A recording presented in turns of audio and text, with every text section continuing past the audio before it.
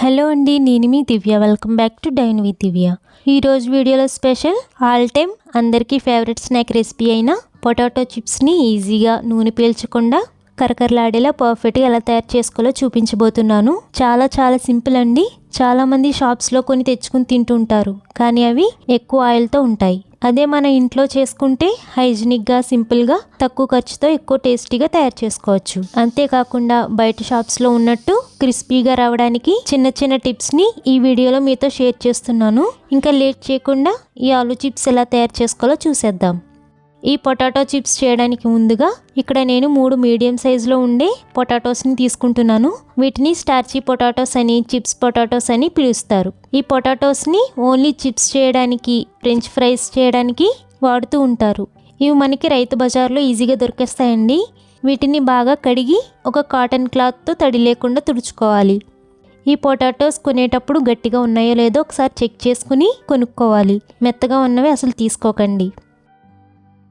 ఇలా పొటాటోస్ని తుడిచేశాక ఇప్పుడు పొటాటోస్ పై ఉన్న తొక్కల్ని తీసేసుకోవాలి. ఇలా అన్ని పొటాటోస్ని పీల్ చేశాక ఇప్పుడు వీటిని స్లైసర్తో చిప్స్లా చేసుకుందాం. ఈ చిప్స్ చేయడానికి ఇలాంటి ఒక స్లైసర్ని తీసుకోండి. ఇది చాలా షార్ప్గా ఉండాలండి, అప్పుడే చిప్స్ మనకి థిన్గా వస్తాయి. ఇప్పుడు ఈ స్లైసర్తో వీడియోలో చూపిస్తున్నట్టు పొటాటోస్ని పలుచగా స్లైస్ చేసుకోవాలి. చూడండి, స్లైసెస్ ఇంత పలుచగా ఉండాలి. అలాగే అన్ని వైపులా ఈవెన్గా ఉండాలి. ఒక చోట థిన్గా, ఒక చోట థిక్గా ఉంటే చిప్స్ అనేవి పర్ఫెక్ట్గా రావు. అలాగే సరిగా వేగకుండా థిన్గా ఉన్న చోట క్రిస్పీగా, థిక్గా ఉన్న చోట మెత్తగా ఉంటాయి. ఇలా మనం తీసుకున్న పొటాటోస్ని స్లైసెస్ చేశాక వీటిని వాటర్లో వేసి స్టార్చ్ మొత్తం పోయే వరకు బాగా వాష్ చేసుకోవాలి. చూడండి, స్లైసెస్ వేశాక వాటర్ అంతా ఇలా వైట్గా అయిపోయింది కదా, అది స్టార్చ్ అన్నమాట. ఇది మొత్తం పోయేలా వాష్ చేసుకోవాలి. ఇలా బాగా వాష్ చేశాక వాటర్ మొత్తం తీసేయండి. వాటర్ లేకుండా ఈ స్లైసెస్ అన్నిటినీ ఒక కాటన్ క్లాత్ మీద వేసి ఇలా పలుచగా పరిచి తడి లేకుండా 30 నిమిషాలు ఆరబెట్టుకోవాలి. లేదా తొందరగా ఆరడానికి ఇలా ఒక క్లాత్తో స్లైసెస్ పైన అద్దండి. దానివల్ల చిప్స్ ఎక్కడ తడి లేకుండా చక్కగా డ్రై అవుతాయి. చూస్తున్నారు కదా, స్లైసెస్ ఇలా తడి లేకుండా ఆరిపోవాలి. అప్పుడే చిప్స్ మెత్తగా ఉండకుండా, అలాగే ఆయిల్ పీల్చకుండా కరకలాడుతూ వేగుతాయి.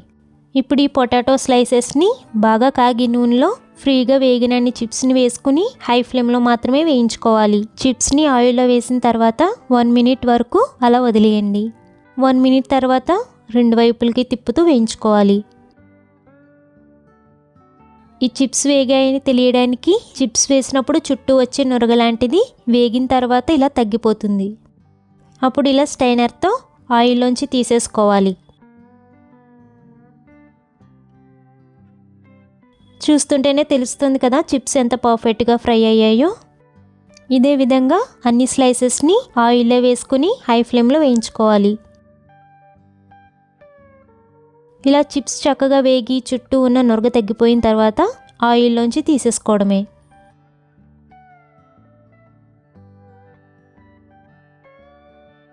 ఇలా వేయించుకున్న పొటాటో స్లైసెస్ని ఒక బౌల్లోకి తీసుకోండి. చూసారు కదా, ఆయిల్ ఎక్కడ పీల్చకుండా చాలా చక్కగా వేగాయి. ఇప్పుడు ఇందులో రుచికి సరిపడా ఉప్పు వేసుకోండి. కొంచెం స్పైసీగా తినాలనిపిస్తే 1/2 టీ స్పూన్ వరకు కారం వేసి చిప్స్ అన్నింటినీ ఇలా బాగా కోట్ చేయండి.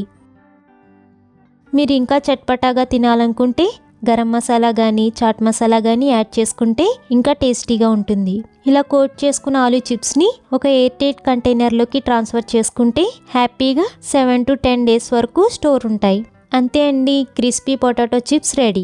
ఇలా పొటాటోస్తో ఒక్కసారి చేసుకుంటే ఈవినింగ్ టైంలో మూవీస్ చూస్తున్నప్పుడు ఇది టైంపాస్ స్నాక్స్లా యూజ్ అవుతుంది. చిన్నపిల్లలకి స్కూల్కి వెళ్ళేటప్పుడు స్నాక్స్లా బాక్స్లో పెట్టి ఇవ్వచ్చు. చాలా ఇష్టంగా తింటారు. సో ఫ్రెండ్స్, చూసారు కదా, ఆలూ చిప్స్ని ఈజీగా ఎలా తయారు చేసుకోవాలో మీరు కూడా డెఫినెట్గా ట్రై చేయండి. అలాగే మీ ఫీడ్బ్యాక్ని నాతో షేర్ చేసుకోవడం అసలు మర్చిపోకండి. రెసిపీ నచ్చితే ఒక లైక్ చేసి మీ ఫ్రెండ్స్ అండ్ రిలేటివ్స్కి షేర్ చేయండి. మన ఛానల్ కొత్తగా చూస్తున్న వాళ్ళైతే సబ్స్క్రైబ్ చేసుకుని పక్కనే ఉన్న బెల్ ఐకాన్ యాక్టివేట్ చేసుకోండి. Thank you for watching.